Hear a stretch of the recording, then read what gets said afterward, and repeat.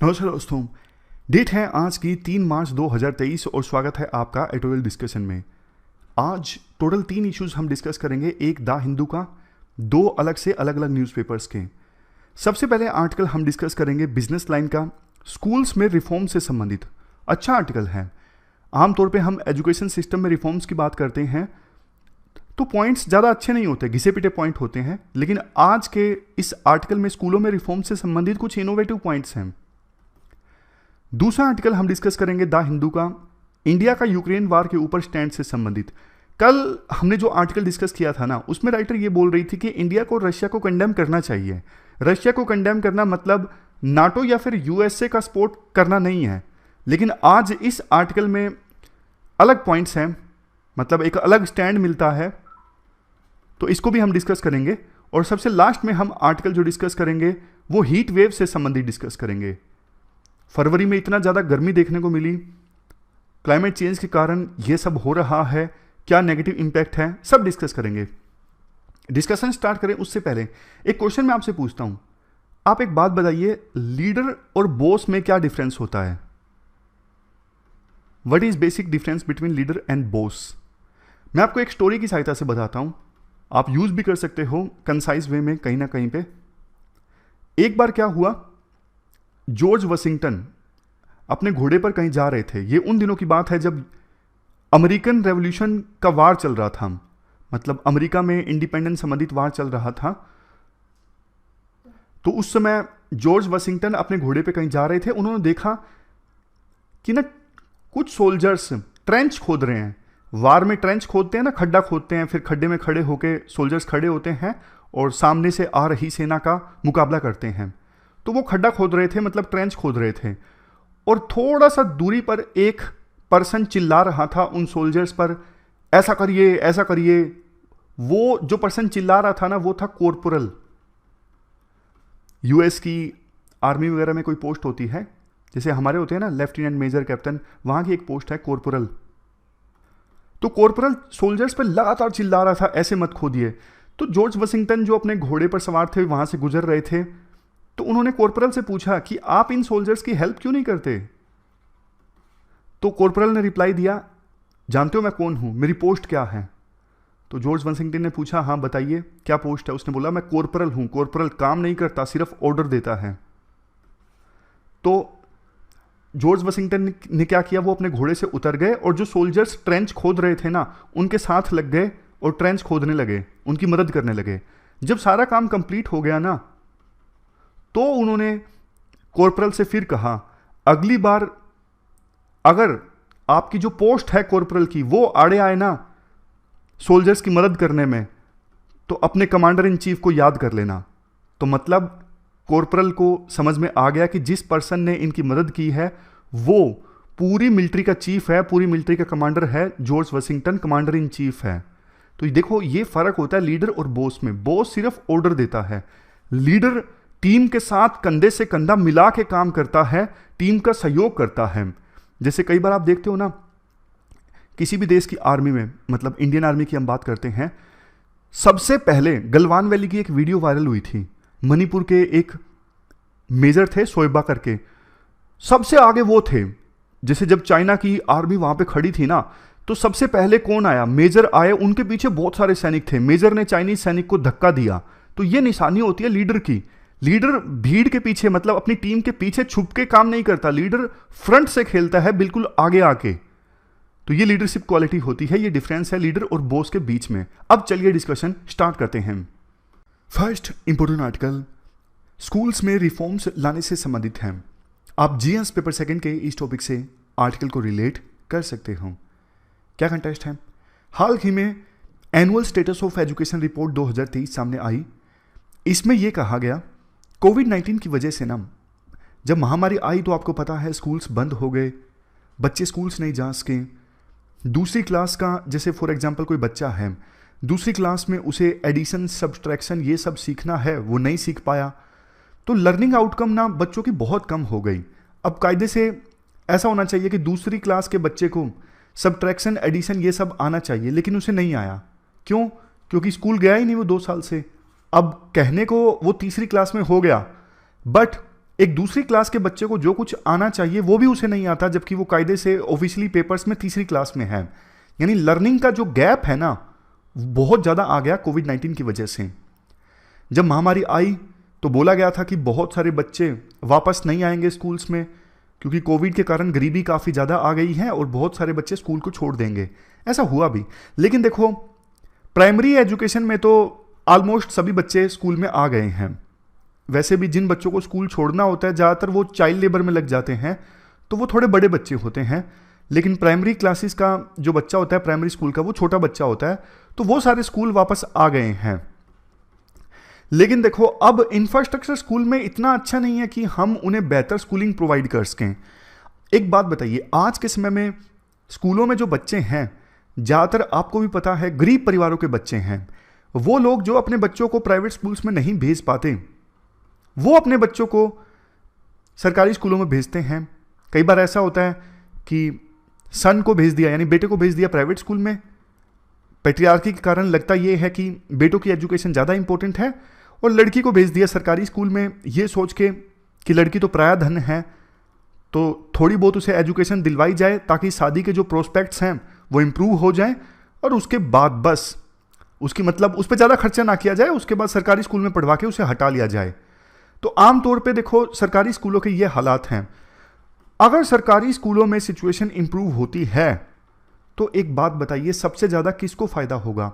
गरीब परिवारों को फ़ायदा होगा सबसे ज़्यादा। इससे ज़्यादा अच्छा काम कोई दुनिया में हो नहीं सकता अगर सरकारी स्कूलों में हम सिचुएशन को इम्प्रूव करते हैं। राइटर ना अब कुछ सजेशंस देते हैं स्कूलों में हम कैसे रिफॉर्म्स ला सकते हैं। सबसे पहला सजेशन तो ये है, स्कूलों का आप कायाकल्प कीजिए। स्कूल अच्छे दिखने चाहिए। सरकारी स्कूल की पिक्चर जब भी हमारे मन में आती है तो ऐसा आएगी, टूटा फूटा स्कूल है, इंफ्रास्ट्रक्चर काफ़ी पुअर है, टॉयलेट्स की सिचुएशन काफ़ी ख़राब है, बड़ी बड़ी घास उगी हुई है, कोई बाउंड्री नहीं है। ऐसी सिचुएशन, ऐसी पिक्चर हमारे मन में आती है। प्राइवेट स्कूल्स अच्छे से वेल मेंटेन्ड होते हैं, तो ना सरकारी स्कूल कम से कम अच्छे दिखने चाहिए। बच्चों का मन तो लगे कि हाँ यार ऐसी बढ़िया जगह हम पढ़ने जा रहे हैं। इस दिशा में देखो उत्तर प्रदेश सरकार का एक मिशन है, प्रोग्राम है मिशन कायाकल्प। इस प्रोग्राम के अंतर्गत स्कूलों को अट्रैक्टिव बनाया जा रहा है, बच्चों का वहां पे आने को मन करे। नेक्स्ट सजेशन ये है, स्कूलों की जिम्मेदारी ना अभी स्टेट गवर्नमेंट के पास होती है, सरकारी स्कूलों की। क्यों ना इसे लोकल गवर्नमेंट्स को दे दिया जाए। जैसे पंचायती राज इंस्टीट्यूशंस हैं, ग्राम पंचायत है, लोकल लेवल पे, शहरों में बात करें तो अर्बन लोकल बॉडीज हैं, इनको दे दो। या फिर आप जो वुमेन कलेक्टिव्स हैं, वुमेन कलेक्टिव्स जैसे वुमेन का कोई सेल्फ हेल्प ग्रुप है, इनको स्कूल चलाने के लिए दे दो। पैसा दो इनको, फंक्शनरीज भी दो, टीचर्स आएंगे अलग से, लेकिन मेन जिम्मेदारी इनकी हो ना कि स्टेट गवर्नमेंट की। इनके पास जिम्मेदारी हो लोकल गवर्नमेंट को या फिर वुमेन कलेक्टिव को यानी सेल्फ हेल्प ग्रुप को कि आप अपनी मर्जी से वैकेंसी फिल कर सकते हो रैशनलाइजेशन के हिसाब से, और अपने आसपास ही कम्युनिटी में, फॉर एग्जांपल गांव में कोई ऐसा लड़का या लड़की है जिसने टीचर एलिजिबिलिटी टेस्ट क्लियर किया है, तो उसे ही गांव में टीचर की पोस्ट दे दी जाए स्कूल में। ये तो बहुत ही बढ़िया हो जाएगा, क्योंकि देखो वो गांव का ही बच्चा है जिसने टीचर एलिजिबिलिटी टेस्ट क्लियर किया है, वो अच्छे से पढ़ाएगा अपने गांव के बच्चों को, और मॉनिटर कर रही होगी पूरी कम्युनिटी जैसे ग्राम पंचायत या फिर वुमेन सेल्फ हेल्प ग्रुप। तो इसका बेनिफिट काफी ज्यादा होगा। मतलब इन एसेंस अगर बोलूं तो स्कूल को ना लोकल कम्युनिटी के द्वारा गवर्न किया जाना चाहिए, ना कि स्टेट गवर्नमेंट के द्वारा। लोकल कम्युनिटी स्कूल को चलाए, उनका इंटरेस्ट है स्कूल को चलाने में, क्योंकि कम्युनिटी के ही बच्चे पढ़ रहे हैं स्कूल में। कम्युनिटी चाहेगी हमारे बच्चे ठीक से पढ़ें स्कूल में, वो ज़्यादा ध्यान देगी अच्छी गवर्नेंस पर। और इससे होगा क्या, मान लीजिए गांव का स्कूल चलाया जा रहा है ग्राम पंचायत के द्वारा, जो कि कम्युनिटी का एक एग्जाम्पल है, तो गांव के जो अमीर लोग हैं ना वो डोनेशन भी काफ़ी देंगे स्कूल में, क्योंकि लोकल ग्राम पंचायत के द्वारा स्कूल चलाया जा रहा है। तो जो धनाढ्य लोग हैं गांव के, वो डोनेशन देंगे कि स्कूल चलाने में मदद मिलेगी, बढ़िया बढ़िया गैजेट्स का सपोर्ट मिलेगा बच्चों को, जैसे लैपटॉप, टैबलेट आजकल ज़्यादा चल रहे हैं। फिजिकल और ह्यूमन इंफ्रास्ट्रक्चर दोनों इंप्रूव होगा, जो कि देखो जरूरी भी है। ये इंश्योर करने के लिए कि बच्चे ठीक से सीख सकें। नेक्स्ट पॉइंट, नेक्स्ट सजेशन ये है, सभी जो टीचर्स या फिर टीचर के जो एजुकेटर्स हैं ना, सबसे पहली चीज वो खुद ट्रेंड होने चाहिए गैजेट्स को यूज करने में और कोर्स के मटेरियल में। अगर टीचर्स ही बिल्कुल ट्रेंड नहीं है गैजेट्स के इस्तेमाल करने में, वो बच्चों को कैसे सिखाएंगे? तो सबसे पहले वो ट्रेंड होने चाहिए। गैजेट्स देखो बहुत सारे होते हैं क्लासरूम में, जैसे डिजिटल टीवी हो गया, आजकल ऑलमोस्ट सभी कोचिंग सेंटर्स डिजिटल टीवी का इस्तेमाल करने लगे हैं।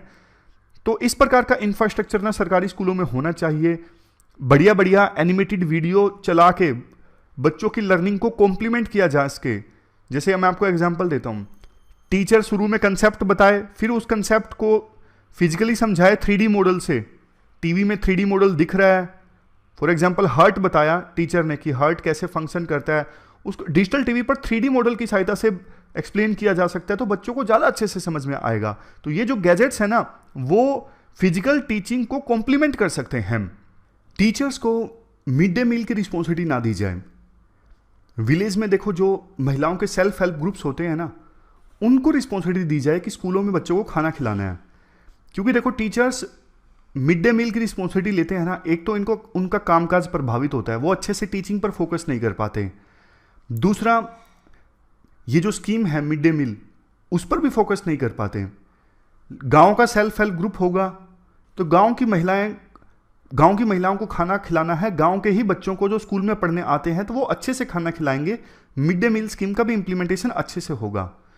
और सुपरवाइजर हो सकते हैं पंचायत की कमेटी या फिर स्कूल मैनेजमेंट की कमेटी।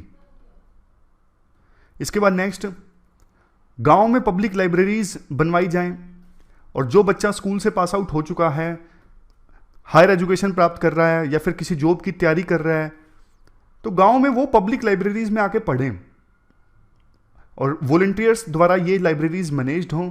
कर्नाटक ने इस मामले में काफ़ी अच्छा काम किया है, वहाँ पे पब्लिक लाइब्रेरीज का बढ़िया नेटवर्क है। पब्लिक लाइब्रेरीज का नेटवर्क इतना अच्छा नहीं है, अदरवाइज तो देखो जो सिविल सर्विसेज के हब्स हैं जहाँ पे, जैसे राजेंद्र नगर है, मुखर्जी नगर, वहाँ पे आपने देखा होगा कि आजकल लाइब्रेरी कल्चर कितना ज़्यादा पनप रहा है। तो सरकार भी अपनी तरफ से लाइब्रेरी का जो इंफ्रास्ट्रक्चर है उसे एक्सपेंड कर सकती है। नेक्स्ट, स्कूलों में ना अच्छे इक्विपमेंट्स होने चाहिए, जैसे साउंड बॉक्स हैं, वीडियो फिल्म्स हैं, खेल खेल में सीखने वाले जो गेम्स होते हैं, जैसे इस प्रकार से छोटे बच्चे जिससे आसानी से सीखते हैं, ये सब अवेलेबल होने चाहिए। नेक्स्ट, न्यूट्रिशनल, बच्चों में न्यूट्रिशन की कमी होती है, तो ये जिम्मेदारी स्कूलों को लेनी चाहिए, ये इंश्योर करना कि बच्चों में न्यूट्रिशन की कमी ना हो। आंगनवाड़ी सेविका, आशा वर्कर्स, ANM, पंचायत सेक्रेटरीज, ये सब भी रिस्पॉन्सिबल होने चाहिए स्कूल में आने वाले बच्चों की वेलबींग के लिए। इससे भी ज़्यादा जो हेल्थ केयर मैनेजमेंट है वो लोकल गवर्नमेंट के साथ मिलकर होना चाहिए। मतलब लोकल गवर्नमेंट जो है स्कूलों की मैनेजमेंट में एक बड़ा रोल प्ले करें, ऐसा राइटर बोलना चाहते हैं। नेक्स्ट पॉइंट, कम्युनिटी लेवल पे कैंपेन चलाया जाए और बच्चों के जो पेरेंट्स हैं उनका रेगुलर इंटरेक्शन होना चाहिए स्कूल मैनेजमेंट के साथ में, ताकि वो ज़्यादा से ज़्यादा अपने बच्चों को भेजें, स्कूलों से ड्रॉप आउट कम हो, बच्चों का फीडबैक पेरेंट्स को दिया जा सके। पेरेंट्स की जब इन्वॉल्वमेंट होती है ना बच्चों की टीचिंग में, तो बेहतर लर्निंग आउटकम इंश्योर की जा सकती है। और फाइनली, सेंट्रल गवर्नमेंट से या फिर स्टेट गवर्नमेंट से जो ग्रांट आती है ना, वो पंचायत बेसिस पे या फिर अर्बन लोकल बॉडी पे बेसिस पे आनी चाहिए। जैसे कोई गांव है खड़गपुर, अब खड़गपुर गांव पंचायत को कितना पैसा मिलेगा ग्रांट से वो निश्चित होना चाहिए, ताकि ज़्यादा ट्रांसपेरेंसी रहे और पता लगे कि स्कूलों के लिए इतनी ग्रांट आ रही है, ये सीधा सीधा स्कूल के लिए यूज़ करनी है। उसके बाद फिर ग्राम पंचायत जो डोनेशन से कलेक्ट करना चाहती है, डोनेशन से कलेक्ट कर सकती है। और स्कूलों की इंफ्रास्ट्रक्चर को डेवलप करने के लिए ना पैसा दोनों गवर्नमेंट से आए, स्टेट गवर्नमेंट से भी, सेंट्रल गवर्नमेंट से भी, क्योंकि एजुकेशन जो है वो कॉन्करेंट लिस्ट में आता है। और प्राइवेट सेक्टर को भी मोटिवेट किया जाए कि भैया आप CSR के तहत स्कूल्स अडॉप्ट कर लो, भाई आप ही ये स्कूल चलाओगे। चलाने का मतलब चलाएंगे तो लोकल लेवल पे जो हमने बात की वुमेन कलेक्टिव्स या फिर लोकल पंचायत, बट जो पैसों की जरूरत है या फिर कुछ भी इंफ्रास्ट्रक्चर की जरूरत है आप खर्च करो, आपको वैसे भी CSR के तहत पैसा देना है तो आप स्कूल से अडॉप्ट कर लो। तो ये पूरा आर्टिकल हमने डिस्कस किया कैसे स्कूलों में रिफॉर्म्स लाए जा सकते हैं। इसके बाद अगला जो आर्टिकल है वो यूक्रेन वार के ऊपर इंडिया की पोजीशन से संबंधित है। कल हमने एक पक्ष डिस्कस किया था, आज विपरीत पक्ष है इस आर्टिकल में। GS पेपर 2 के इस टॉपिक से आर्टिकल को रिलेट कर सकते हो। कंटेक्स्ट ये हमने कल भी डिस्कस किया था। 23 फरवरी 2023 को रशिया की यूक्रेन के ऊपर अटैक की एक साल पूरा हो गया, फर्स्ट एनिवर्सरी थी। तो इस मौके पर यूनाइटेड नेशंस जनरल असेंबली के द्वारा एक रेजोल्यूशन अडॉप्ट किया गया कि वार को जल्द से जल्द खत्म किया जाए और रशिया अपनी सेना यूक्रेन से वापस लेके जाए। रेजोल्यूशन पास हो गया। 141 देशों ने इस रेजोल्यूशन का समर्थन किया और 32 देशों ने एब्सटेन किया, इंक्लूडिंग इंडिया।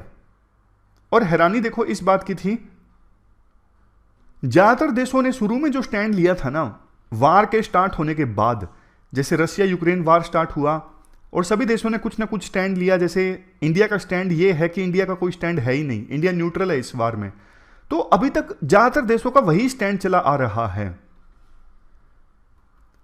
इंडिया ने अभी तक रशिया को कंडेम नहीं किया है, बल्कि इंडिया ने रशिया से तेल परचेज किया है ताकि इंडिया में तेल की कॉस्ट कम हो सके। यह भी आरोप लगे इंडिया के ऊपर कि इंडिया जो रशिया से तेल परचेज कर रहा है उसी पैसे से रशिया वार को जारी रखे हुए है। देखो तेल की अलग बात है, इंडिया रशिया से तेल नहीं लेगा तो कहीं और से ले लेगा, तेल के काफी सारे सोर्सेज हैं। बट डिफेंस परचेज की बात करें, इंडिया अभी जितना डिफेंस इंपोर्ट करता है ना, 46% सप्लाईज रशिया से आती हैं। तो एकदम से रशिया से हट के दूसरे देशों से डिफेंस इंपोर्ट करना ये मुमकिन नहीं है। अब कुछ चीजें ऐसी हैं जैसे सर्विस रिलेटेड है। ऑलरेडी इंडिया ने मान लीजिए सुखोई वगैरह के विमान रशिया से खरीदे हुए हैं, तो मेंटेनेंस के लिए इक्विपमेंट्स तो रशिया से ही आएंगे ना। जिससे विमान खरीदे हैं इक्विपमेंट्स भी उसी से आएंगे, दूसरे देशों से नहीं आ सकते। तो धीरे धीरे इंडिया अपनी डिफेंस संबंधित नीड्स को डाइवर्सिफाई कर सकता है इंपोर्ट करने के लिए, बट एकदम से रशिया को नहीं छोड़ सकता। अब बात यह आती है कि बाइडेन तो कहते हैं रशिया के अगेंस्ट जो लड़ाई है ये डेमोक्रेसी के लिए धर्म युद्ध है। बट देखो बात यह है, क्या वास्तव में ऐसा है? और क्या वर्ल्ड की सारी डेमोक्रेसीज रशिया को कंडेम कर रही हैं, रशिया के अगेंस्ट जाके बोल रही हैं? आंसर है नो। सिर्फ इंडिया ऐसी डेमोक्रेसी नहीं है जिसने रशिया के खिलाफ स्टैंड लेने से मना कर दिया है। South Africa, Brazil, even Turkey जैसे देशों ने भी स्टैंड नहीं लिया है इस वार में रशिया के अगेंस्ट। बहुत सारी छोटी छोटी डेमोक्रेसीज हैं जिन्होंने रशिया के अगेंस्ट स्टैंड नहीं लिया है। तो यह कहना गलत होगा कि यह रशिया का यूक्रेन के ऊपर वार एक प्रकार से डेमोक्रेसी के लिए धर्म युद्ध है और इंडिया ने इस धर्म युद्ध में डेमोक्रेसी के लिए सपोर्ट देने से मना कर दिया है, और बहुत सारे देश हैं। दूसरी बात, कुछ एक्सपर्ट्स ये भी बोलते हैं कि इंडिया की ये मोरल रिस्पॉन्सिबिलिटी बनती है कि वो रशिया को कंडेम करे, क्योंकि ये यूक्रेन की सोवरेनिटी और टेरिटोरियल इंटीग्रेशन का उल्लंघन है। कल भी हमने आर्टिकल में डिस्कस किया था, इंडिया हमेशा से ये स्टैंड लेता है कि कोई एक देश दूसरे देश की टेरिटोरियल इंटीग्रिटी और सोवरेनिटी का वायलेशन ना करे। जैसे चाइना ने इंडिया की सोवरेनिटी और टेरिटोरियल इंटीग्रिटी का वायलेशन किया 1962 के वार में। तो कायदे से इंडिया को अभी मोरल रिस्पॉन्सिबिलिटी लेनी चाहिए थी यूक्रेन के पक्ष में कि रशिया ने जो कुछ किया वो टेरिटोरियल इंटीग्रिटी और सोवरेनिटी का वायलेशन है, बट इंडिया ने मोरल स्टैंड नहीं लिया। अब देखो यहां पे ना हमेशा एक ना टकराव आता है। एक तरफ होता है मोरल स्टैंड, दूसरी तरफ होता है नेशनल इंटरेस्ट। रशिया ने जो कुछ किया वो मोरली देखो गलत है, ये बात सच है। वेस्टर्न कंट्रीज के लिए ना इस इशू पर मोरल स्टैंड भी और नेशनल इंटरेस्ट भी दोनों सेम हैं। कैसे? रशिया ने जो किया वो गलत किया, ये वेस्टर्न कंट्रीज ने मोरल स्टैंड लिया, सही है। बट देखो रशिया वेस्टर्न कंट्रीज का दुश्मन है, रशिया कमजोर हो ये वेस्टर्न कंट्रीज चाहते हैं, उनके नेशनल इंटरेस्ट में है। तो वेस्टर्न कंट्रीज के लिए रशिया को कंडेम करना मोरली भी सही है और उनके नेशनल इंटरेस्ट के हिसाब से भी सही है। वो चाहते हैं रशिया लॉन्ग टर्म में कमजोर हो और दोबारा हिम्मत ना करे वार स्टार्ट करने की। बट इंडिया के लिए ना सिचुएशन अलग है। इंडिया के लिए मोरल स्टैंड तो ये है कि हां हमें रशिया को कंडेम करना चाहिए, रशिया की आलोचना करनी चाहिए वार स्टार्ट करने के लिए। बट नेशनल इंटरेस्ट अलग बात करते हैं।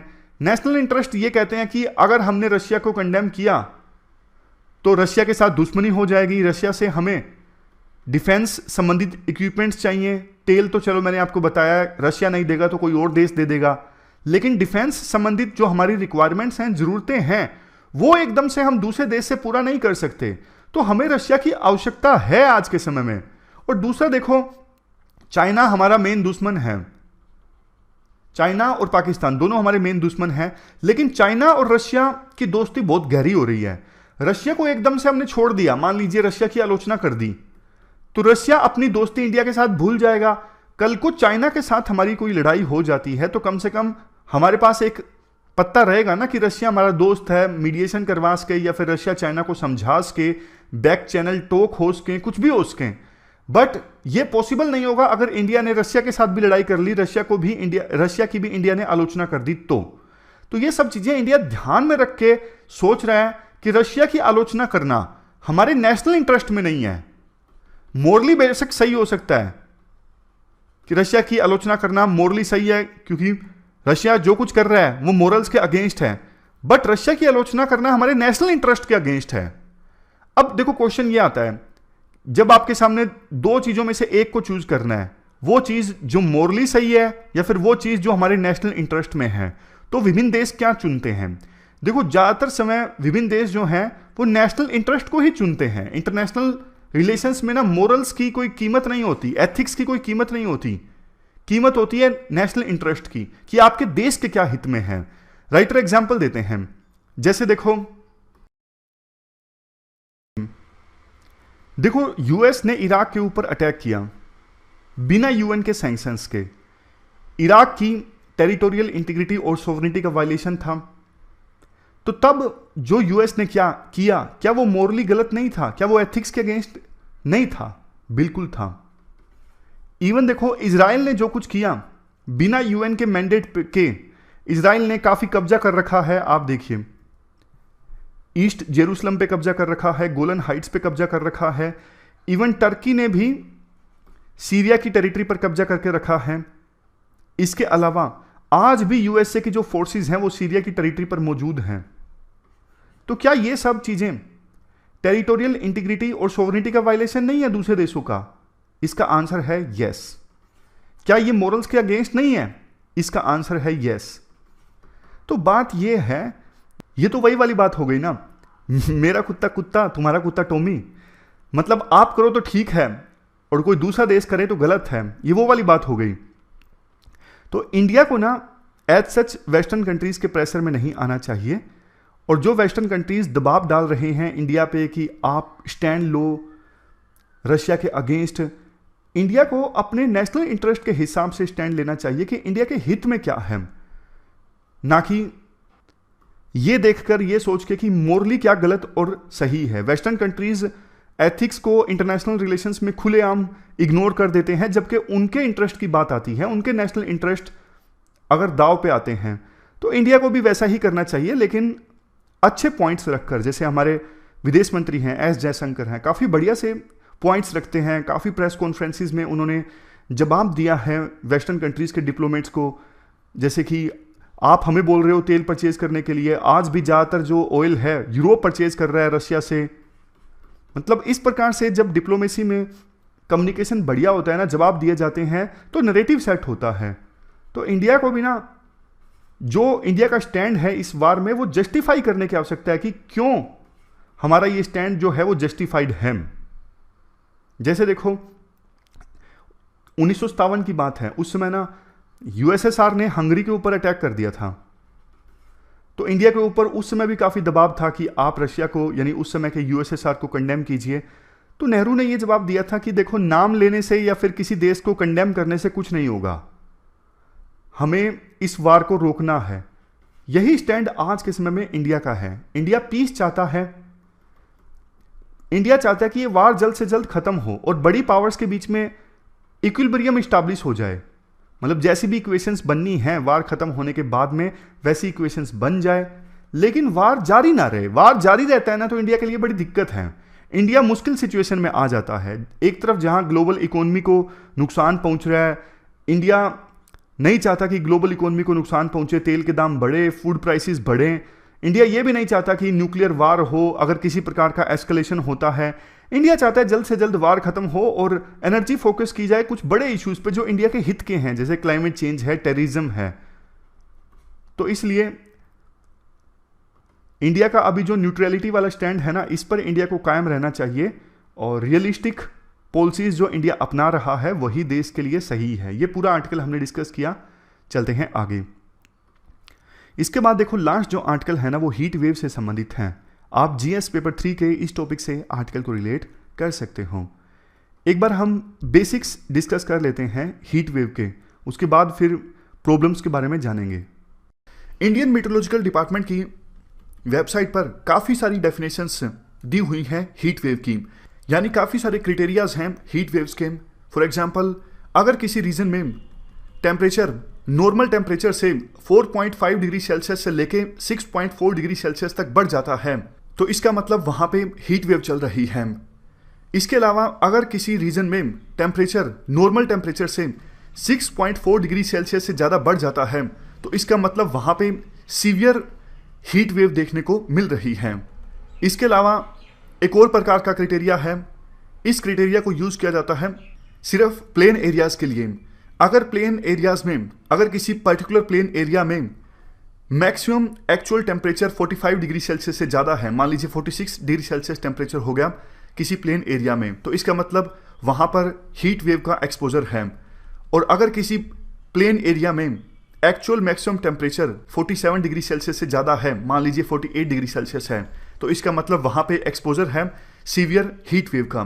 तो ये हमने डेफिनेशन डिस्कस कर ली हीट वेव की। तो ये हमने बात की हीट वेव्स की डेफिनेशन की।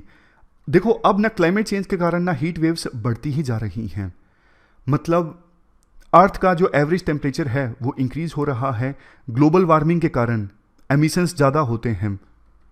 बट देखो इसके ना हीट वेव्स के काफ़ी ज़्यादा नेगेटिव इम्पैक्ट देखने को मिल रहे हैं।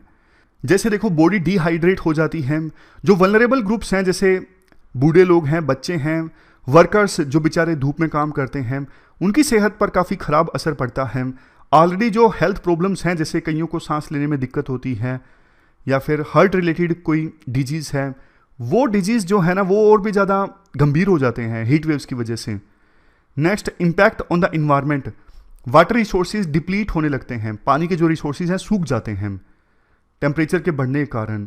ज़्यादा एयर कंडीशनर्स की आवश्यकता होती है, ज़्यादा कूलर्स की आवश्यकता होती है। अब एयर कंडीशनर ज़्यादा यूज़ होंगे, मतलब बिजली की खपत ज़्यादा हो रही है, बिजली को प्रोड्यूस करने के लिए फॉसिल फ्यूल्स का यूज़ ज़्यादा होगा, ज़्यादा एयर पोल्यूशन होगा, इन्वायरमेंट पे काफ़ी नेगेटिव इम्पैक्ट पड़ेगा। एग्रीकल्चर की बात कर लीजिए, आपको पता है किसान तो देखो उनको तो खेतों में काम करना ही पड़ता है, गर्मी में काम करना पड़ेगा।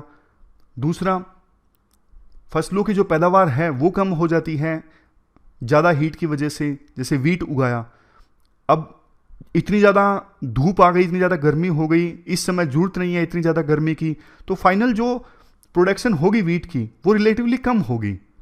जैसे एक आंकड़ा भी दिया हुआ है कि 20% कम प्रोडक्शन होगी इस बार ज़्यादा हीट होने की वजह से। नेक्स्ट है इम्पैक्ट ऑन ग्रोथ, अब लोग ज़्यादा बीमार होंगे गर्मी की वजह से, ज़्यादा हॉस्पिटल्स जाएंगे तो हेल्थ पर ज़्यादा खर्चा होगा, अल्टीमेटली वो जीडीपी को एक लॉस है। वही पैसा यूज़ किया जा सकता था दूसरी प्रोडक्टिव एक्टिविटीज़ में अगर लोग कम बीमार पड़ते तो हीट वेव की वजह से। नेक्स्ट, क्या करना चाहिए इन प्रॉब्लम्स को एड्रेस करने के लिए? सबसे पहले अवेयरनेस फैलाओ, लोगों को एजुकेट करो कि जो टेम्परेचर बढ़ रहा है उससे आपकी सेहत पर, आप इन्वायरमेंट पर, इकोनॉमी पर क्या फ़र्क पड़ेगा। कैसे कैंपेन चलाया जा सकता है? स्कूलों में, मीडिया में पब्लिक कैंपेन चलाया जा सकता है। नेक्स्ट, रिन्यूएबल एनर्जी का जो इंक्रीज़ है ना वो ज़्यादा से ज़्यादा इंक्रीज़ करो, ताकि इलेक्ट्रिसिटी की ज़्यादा भी खपत होती भी है तो वो एनर्जी रिन्यूएबल सोर्सेज से आनी चाहिए, ना कि फॉसिल फ्यूल से। रिन्यूएबल सोर्सेज से जब एनर्जी आएगी तो ज़्यादा जॉब्स भी जनरेट होंगी। नेक्स्ट, बिल्डिंग्स का डिज़ाइन देखो ऐसा होना चाहिए कि एयर कंडीशनर्स और बाकी इक्विपमेंट्स की जरूरत कम से कम पड़े। बिल्डिंग कोड अगर अच्छा होना तो जो एनर्जी आती है, मतलब बिल्डिंग ठंडी रहे, इस प्रकार से बिल्डिंग को डिज़ाइन किया जाए तो काफ़ी एनर्जी को हम सेव कर सकते हैं। Next, improving water management, water management ऐसा होना चाहिए कम से कम पानी वेस्ट करें, क्योंकि गर्मी की वजह से वैसे ही जो हमने डिस्कस किया वाटर सोर्सेज जो हैं वो डिप्लीट होने लगते हैं, पानी सूखने लगता है, इवन पॉन्ड्स में, लेक्स में। तो जो बारिश के थ्रू पानी आता है या फिर ऑलरेडी जो सरफेस वाटर है उसको हमें मैनेज अच्छे से करना चाहिए ताकि वाटर रिसोर्सेज को डिप्लीट होने से बचाया जा सके। नेक्स्ट है investing in infrastructure that can cope with the extreme temperature. अब देखो रोड्स या फिर दूसरी बिल्डिंग्स हैं वो इस प्रकार से डिज़ाइन करवाई जाएं जो हाई टेम्परेचर को सहन कर सकें। मतलब जो पहले हमने पॉइंट डिस्कस किया बिल्डिंग वाला, उसी पॉइंट से मिलता जुलता पॉइंट है कि बिल्डिंग्स, रोड्स ये ऐसे होने चाहिए कि बढ़ता हुआ टेम्परेचर सहन कर सके और ठंडे रहें। कंक्लूजन में ये कहा जाता है, देखो हीट वेव जो है बहुत ज़्यादा सीरियस कंसर्न है, इसको अर्जेंटली एड्रेस करने की आवश्यकता है। अब देखो एकदम से हमारे हाथ में तो है नहीं कि टेम्परेचर कम हो जाए धरती का, हम अडेप्ट कर सकते हैं। इसका नेगेटिव इम्पैक्ट काफ़ी ज़्यादा है ह्यूमन हेल्थ पर, इन्वायरमेंट पर और इकोनॉमी पर। तो अभी के लिए शॉर्ट टर्म मेजर्स ये होने चाहिए कि हम इस बढ़ते टेम्परेचर से अपने आप को अडेप्ट करें, और लॉन्ग टर्म तो देखो वो जो चल ही रहा है, पेरिस क्लाइमेट चेंज एग्रीमेंट है, उसके तहत विभिन्न देशों की कमिटमेंट्स हैं, एमिशंस को कम करना है, अर्थ के एवरेज टेम्परेचर को कम करना है, वो लॉन्ग टर्म स्ट्रेटजीज चल रही हैं। तो शॉर्ट टर्म में अडेप्टेशन पे फोकस करना है, लॉन्ग टर्म में मिटिगेशन पे फोकस करना है। अडेप्टेशन मतलब ये मान के चलना कि टेम्परेचर तो ज़्यादा ही है, बस अपने आप को बढ़ते टेम्परेचर के हिसाब से कैसे ढालना है। और मिटिगेशन में क्या होता है कि एवरेज टेम्परेचर को कम करना, जो लॉन्ग टर्म में होगा, ये होता है मिटिगेशन में। तो ये थी हमारी आज की डिस्कशन। आज हमने 3 इश्यूज को डिटेल से डिस्कस किया। फिलहाल इस डिस्कशन में इतना ही है। Thank you very much for discussion.